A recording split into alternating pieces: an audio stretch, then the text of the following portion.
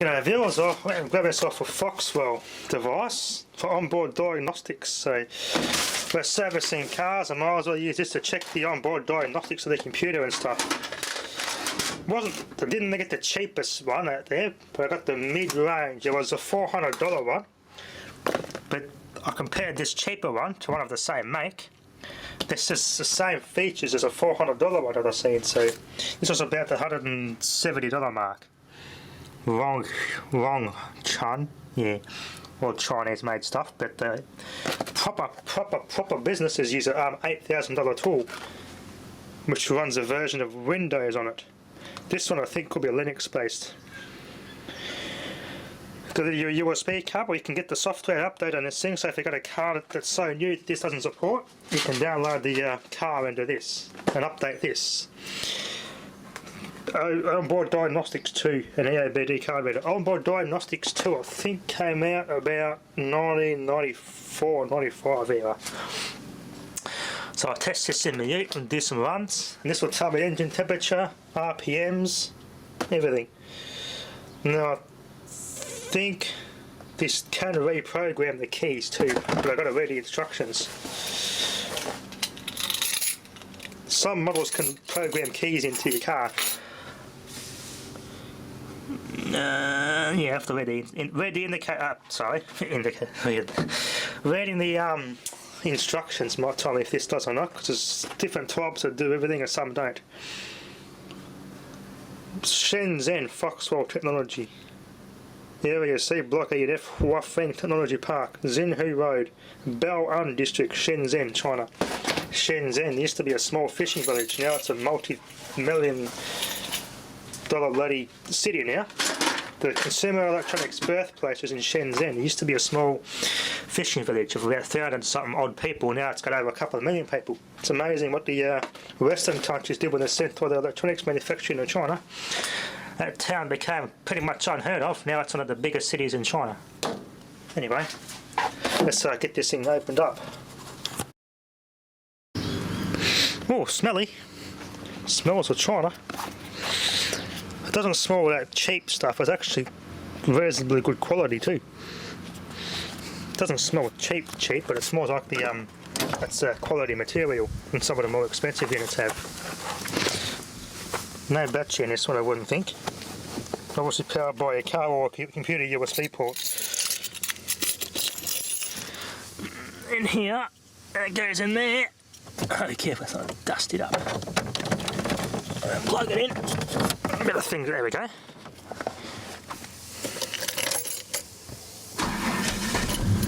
Print data, everything. No, not touchscreen. Linking to the vehicle, and it should detect it automatically. For a job seeker, it all starts with SMGT. SMGT holds a standard of excellence in apprenticeship. VS is covered in this, so hopefully it'll pick it up. $21,000 funding available. It's never been a better time.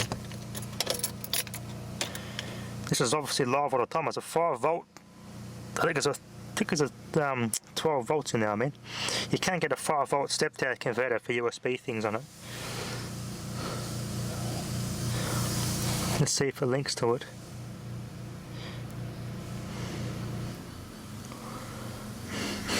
Might take a bit of time. It might be as fast or as professional as a $8,000 units, but this actually has a colour screen too. Some of them actually have a black and white dot matrix display screen.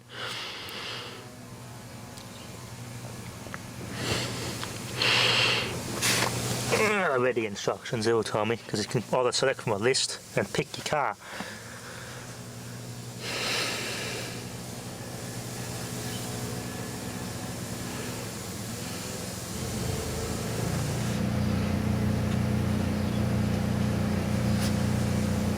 No communicating, yeah, a bit of Chinglish involved. So if I unplug this, yeah, no power, no battery in that.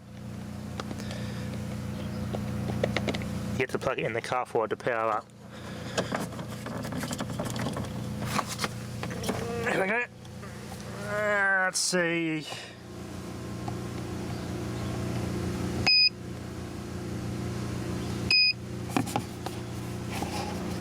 Go back out of that menu.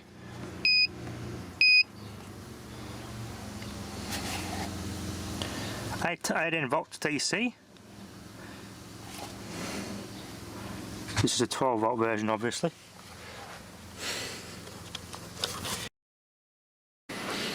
Okay, as well. This is a burnt CD, obviously, and that C is not working. That is corrupted. It doesn't install. It installs pretty damn quick, even copying the exe file directly onto the SSD of the computer. Yeah, it doesn't actually physically create the installation directory. The setup just loads up and has a progress bar with some screenshots. It appears to work and you click the finish button, but it physically doesn't install anything onto your hard drive. It's a phantom installation folder. Dopes. Well, I can download it anyway. You go on their website and you can get the software for this directly downloaded off their website. So it's 13 megabytes on that CD, and the one I downloaded it's 30 megabytes. So it's not complete. So no big deal. Yeah, just be aware if you buy one of these. The CD they give you, it's the one I got anyway. In particular, it's corrupted. So got to find out how to use this thing. The book's kind of vague, but it says it appears to work with the car. I might have to try it with Dad's Nissan X-Trail, which he got 2014 model. That's a pretty new car. It's likely to be supported on this, so it does say in all the pages of this thing. It does all the 1995, 96 VR, VS's, Holdens. So it's got all that in here. It says in the book it also covers VS's as well. Yeah, it's got to learn how to use it. Anyway, plug this in.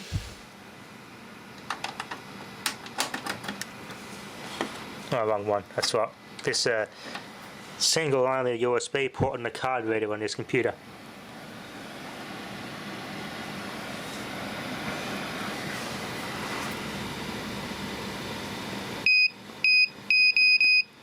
So I can't really do anything on it yet. I've probably got to might need to be updated even though it's a new unit. It doesn't mean it's actually been up to date with its firmware. So I'll install the software and we'll see what happens. Look, Windows 10 didn't do this. Hey, Windows 10 wouldn't download this. Then again, the book only said this works up to Windows 7, but nothing newer, so yeah, that explains it. What's going on there? I want to open that with a WinZip. I don't know about WinZip. I use ISARCS 3. And it's much easier. Much easier. Hard to download though. It's always spams and infects your computer with bloody viruses. So I'll install the software and see how it goes. Okay, it's gotten somewhere now. A DOS prompt. Foxwell, don't you wonder? Can I do anything now or what? Is it doing anything or is it just sitting there doing nothing? Okay, STM32 virtual COM port the computer sees it as. Launch it again, see what it does. Here we go, now it's working. See, this wouldn't work at Windows 10. Alright, let's see if I can update it. No device connected. Really? I'll have to try and see and get it to recognise it, eh? Let's see here. Well, it's a bit like iTunes. It kind of looks like iTunes too. It's a setting in to make it look like iTunes. iTunes. Oh my god, really? Oh, I'll have a good play around with this thing, see if I can find it. It still says no device connected. I think Windows has to download some sort of... Yeah, see? This had good reviews on it too when I looked around for one of these, so... As I said, once I figure out how to set it up and use it, bloody essential tool to have. That works. Just did a Windows update. It gave me a fail message. I couldn't install the drivers for the serial port. Now all of a sudden after I restart it's working. Hold the helps button then and there, sure enough. Ready for an update. All connected. Let's see if there's anything I can update it with. Update online, let's see. Oops. Let's see if it finds any new software for this thing. Okay, viewers, now I'm getting somewhere. Why have I got no connection to internet?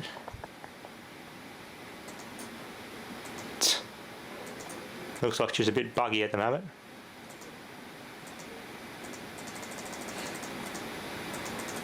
Hey, interesting.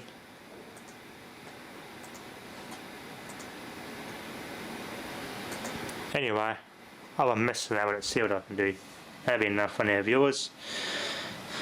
Thanks for watching.